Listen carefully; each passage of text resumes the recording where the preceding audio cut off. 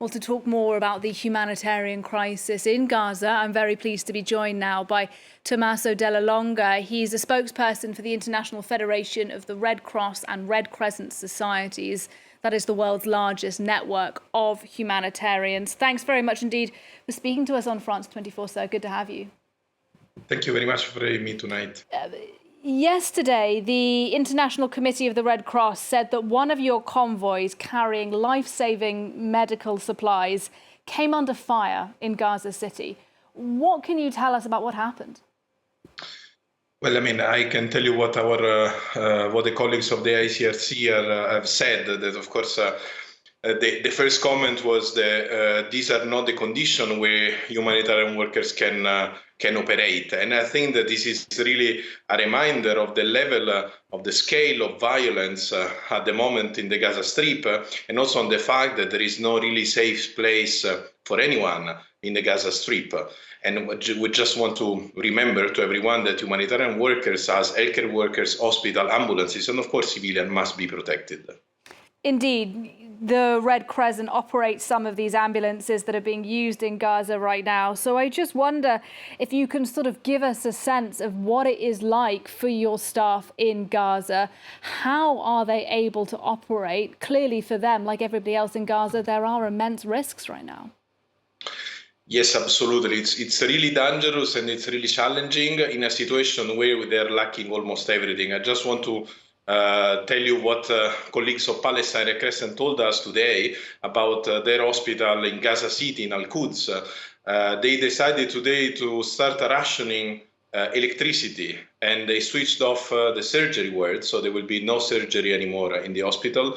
And they turned it off in many other parts of the hospital, so then infants in incubators and patients in intensive care unit can still have some electricity. They turn off the main generator, so now they have a smaller one who is really bringing life-saving support to the emergency services, but this will last only for a couple of days. So I think that is another reminder, without mentioning food, lack of food, and without lack of water. So it's another reminder of the dire situation in north of Gaza, in the entire Gaza Strip, but then also the importance of bringing humanitarian aid, including fuel, to everywhere, to the whole Gaza Strip. So no differences between south and north.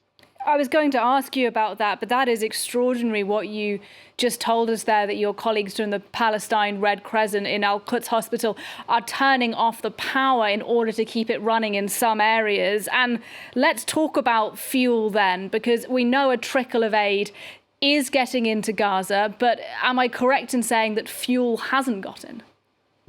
Absolutely correct, and is exactly the point. Now, we don't have to underestimate the positive news that now more than almost 2 weeks, the Rafah border, so the southern border of Gaza with Egypt, has been open to humanitarian aid, because it, of course, is an important sign. Issues here are two, I would say three to underline. First one is the amount of humanitarian aid that is entering. That is not what is needed to answer to the immense humanitarian needs of 2 million people of the Gaza Strip.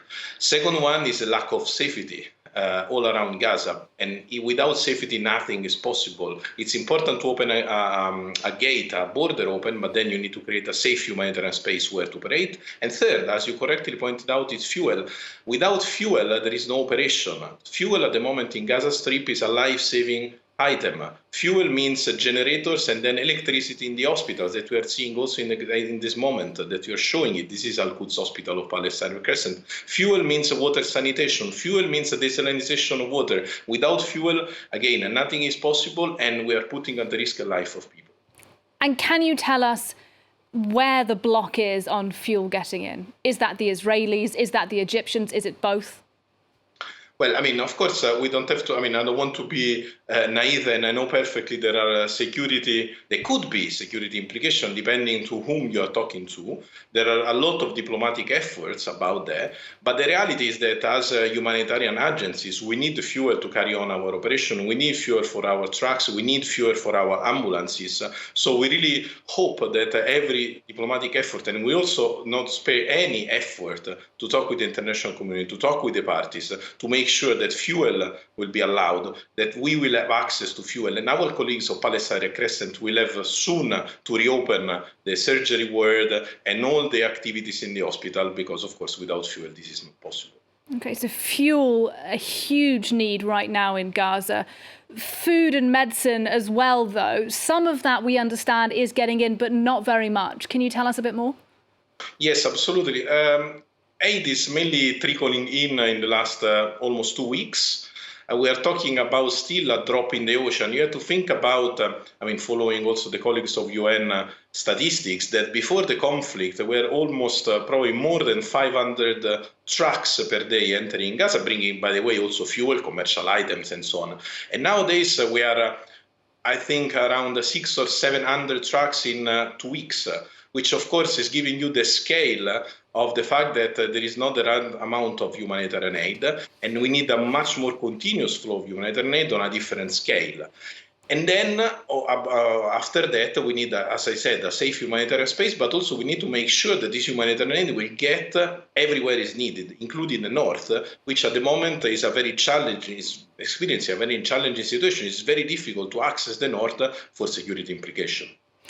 I want to talk about what role the International Federation of the Red Cross may be playing now when it comes to the 200 or so hostages that are in Gaza, because we know that a couple of weeks ago, 2 hostages were released. The ICRC helped facilitate the release of those people. There's been talk in the past couple of days that potentially more of those hostages might be able to get out through some kind of deal. Is the Red Cross actively working on that? Are you in touch with Qatar? Are you able to tell us anything regarding that? Well, what I can say first, that even today we released a global statement when we ask for immediate and unconditional release of hostages.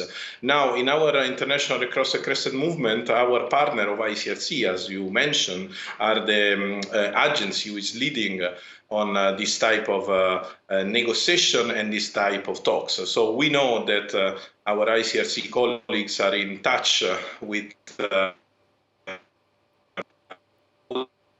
parties and stakeholders, and they've asked to visit the hostages, to bring medical support, to link them even to their beloved. Then I don't want to enter in more detail because, of course, these are very sensitive situation where ICRC colleagues are the best place to talk about that. All right, I really appreciate your time. Thank you very much indeed, Tommaso Della Longa, talking to us there from the International Federation of the Red Cross and Red Crescent Societies. Thank you very much indeed, sir. Thank you.